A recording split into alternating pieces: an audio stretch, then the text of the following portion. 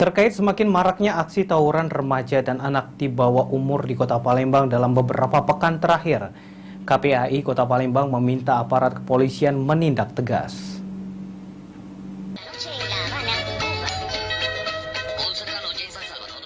Semakin maraknya aksi tawuran di Kota Palembang yang dilakukan anak di bawah umur dalam beberapa pekan terakhir, membuat pihak KPAI Palembang meminta kepolisian melakukan tindakan tegas.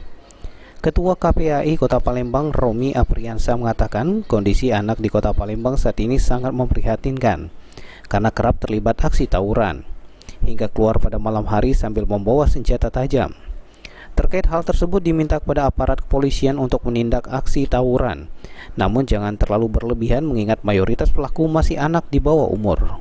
Dalam hal ini KPAI Kota Palembang sudah bekerja sama dengan Polda Sumatera Selatan dengan melakukan sosialisasi ke sekolah-sekolah agar anak-anak tidak terlibat dalam aksi tawuran dan premanisme.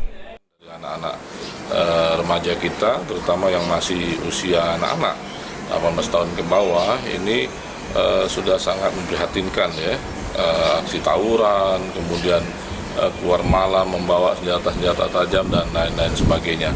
Oleh karena itu kita meminta aparat kepolisian khususnya untuk bertindak tegas.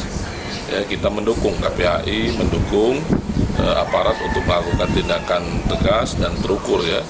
Walaupun bagaimanapun ya, perbuatan anak-anak ini tidak bisa dibenarkan.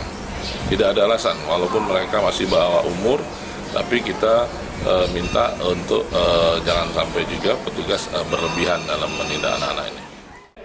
Romi menambahkan aksi tawuran sendiri disebabkan oleh kurangnya peran dan perhatian orang tua dalam mendidik anak, sehingga mengakibatkan salah pergaulan, hingga anak-anak usia sekolah terlibat kasus tawuran dan premanisme. Eki Saputra, PAL TV.